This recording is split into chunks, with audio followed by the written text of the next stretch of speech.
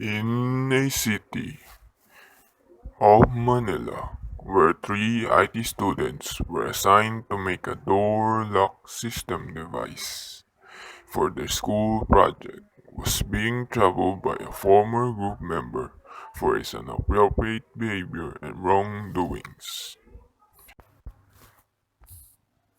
Ken, the leader of the group, a humorous person who relies on sarcasm when solving awkward and problematic situations. He is also nice, kind, and forgiving. Carl, the troubled person who's having family issues that must resolve it by drinking and using drugs. Gio, a self-righteous classmate who was full of pride and was downright obnoxious among the group. A very toxic young man who only cares for himself.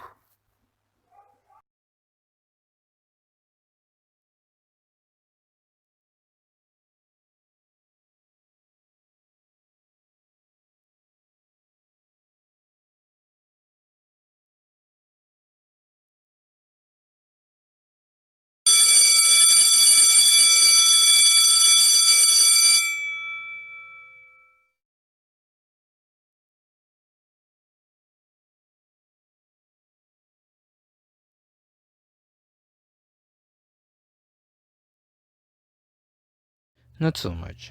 Having been sober since October, having a mess of family like mine can be stressful, and I must numb the pain through alcohol and drugs. Yikes, that may be a problem. In fact, you may be the problem if our science project turns out to be completely utter fail. So to completely avoid that outcome, you must drink and pop some pills while you're still on our group working on this project. Or I'll call the cops on you, you junkie. Nah, just kidding. But I will though, maybe. Just maybe. Can you lend me some? I haven't tried it before, so I wanna know what it feels like to be high. I don't think that's a good idea. You might trip and go all out, berserk on the first try. I'll be good, I promise. Nah, maybe some other time. Whatever, Carl. It's a promise. You have my word. Gio silently walking towards Ken and Carl talking in the room. What's up, ladies? Gio immediately noticed Carl high and tipsy. Well, look what we have here. A homeless, wasted junkie. Hey, back off, weirdo. You're the only weirdo around here. And don't tell me to back up. You say that again, I report you to the principal's office for being drunk and high in school. Or better yet, tip you up on the cops. Annoying little rat. What was that? Nothing. Never mind. So anyway, I promise I won't be doing these things while still working with you guys on this project. I swear on my dearest products. Haha, good one. Anyway, this door lock system device of ours should come out great and reliable when we submit it on the day of submission. We can use that Arduino thingy. You mean the open source electronic prototyping platform that enables users to create interactive electronics projects? Like I said, a weirdo. Very impressive, Carl. Is this the power of drugs? Haha. We're IT students. We should know this stuff, unlike Mr. Macho over that has brawn and not brains. Indeed. Phew! It was my idea, by the way. We should try and gather up information about this Arduino platform so we can develop the device with ease. I won't let you down. Very well then, I'll be counting on you. Wait, we haven't come up with what our group name is. How about young, wild, and free? Gio poses and starts to mock Carl. What the? We ain't no junkies and rappers. What do you think of us? 6ix9ine and Lil Pump? Just shut up and let me do the talking. Let's call it Gio and Friends. You're not the leader of the group. We shall call it Brain, Brawn, and Beer. I'm the brains around here. And obviously not. Gio is the bronze, and beer for our drinking buddy Carl. Speaking of beer, let's go get a drink. My treat. Who's in? I'm in. Oh, you love that, won't you? You wanna go, bro? Come at me, bro. Knock it off, you two. We have a long week ahead of us.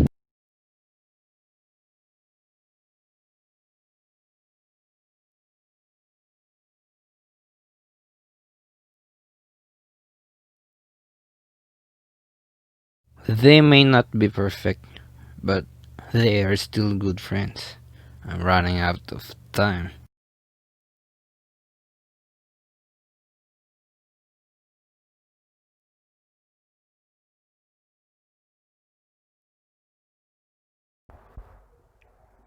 As day 2 come by, Ken conducted a group meeting in the early morning at the park and talked about the plans for the system device project.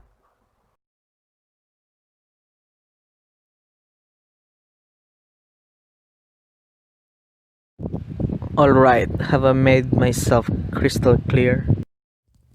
As clear as crystal meth. This is rubbish. Why do I have to provide for materials? You're rich and spoiled, that's why. And Carl's needs for alcohol and drug consumptions require funding. No offense, Carl. None taken. What? Never mind. I'll do it for my grades. You better not to get in the way, Carl. Why do you got to be mean all the time? I don't know. I just hate being around with a junkie like you. Give him the left hook, gringo.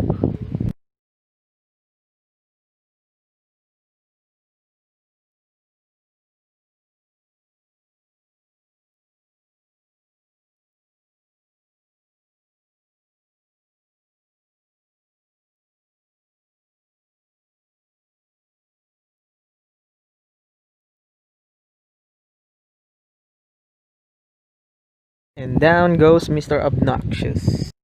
Lucky shot for a junkie. The drug is working fine as wine, Carl. Now I know why they use it in sports.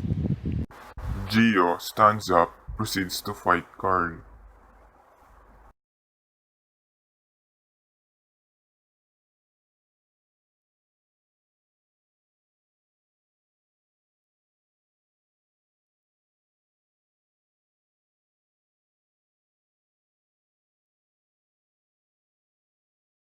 That's enough. That was a good fight. Good bite. I haven't landed a punch in his face yet. Fought with words, Gio. That's how obnoxious people fight. They rant and rant like brats. Whatever, I'm out of here. What's wrong with that fool? Don't mind him. He's always been like that.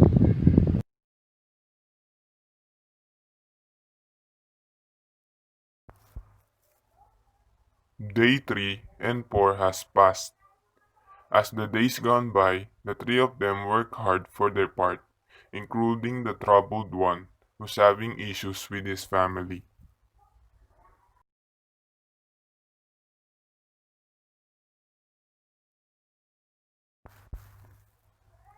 As Carl was working day and night, he can hear the loud noises downstairs. The arguing and fighting of his parent goes on and on.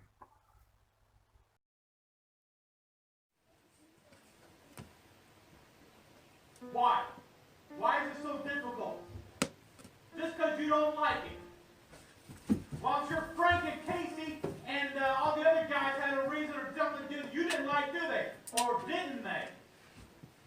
I don't let people screw with me when I'm driving, alright? But you like people screwing with you because for whatever fucking reason, right?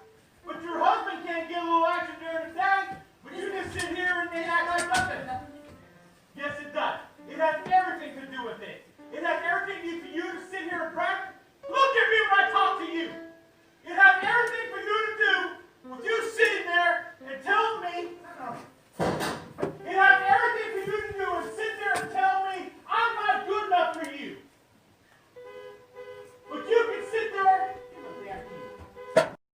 How long does this tournament last?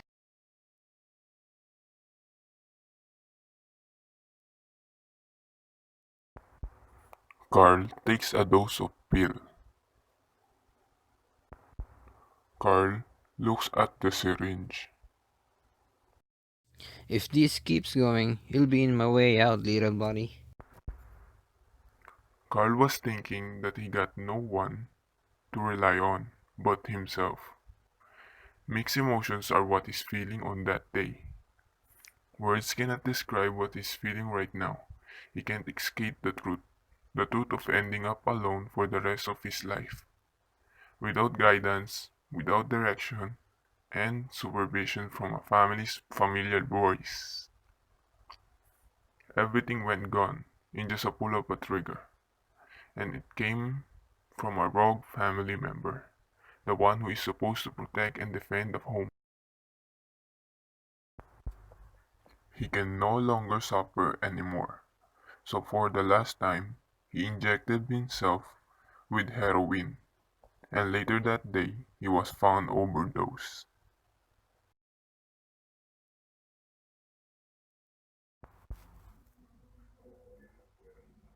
As the school announces a former student's death, the submission of the project was moved for another day. On the day of Carl's burial, student teachers and school staffs gather around to bid one last farewell to Carl.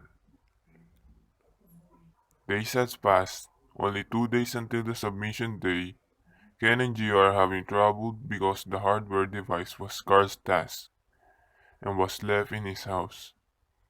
So they conducted a plan to visit the crime scene and mustered up courage to retrieve the device in his room. As they arrived at his house, they slowly removed the covers of the crime scene and quietly sneaks inside. This is a bad idea. Shh! Be quiet. This is for school purposes. Literally. Ah, you're learning, my dear friend. A beeping sound can be heard on the side of the door. Gio and Ken sees a device mounted on the side. Shocked on what they saw, it's the door lock system device that they've been working on. What's the password? Why do you need the password for? The device right there. That's what we came for. I know, but don't you want to know what lies behind this room? I'm curious. Gio tries to enter a password.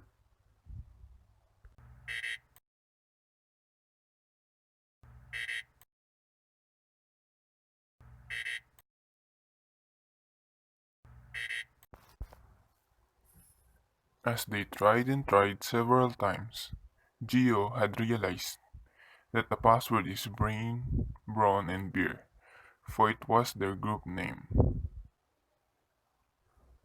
Then suddenly, it begins to unravel that all along, Carl cared more about his friends, and his background theme was picture of them three hanging out.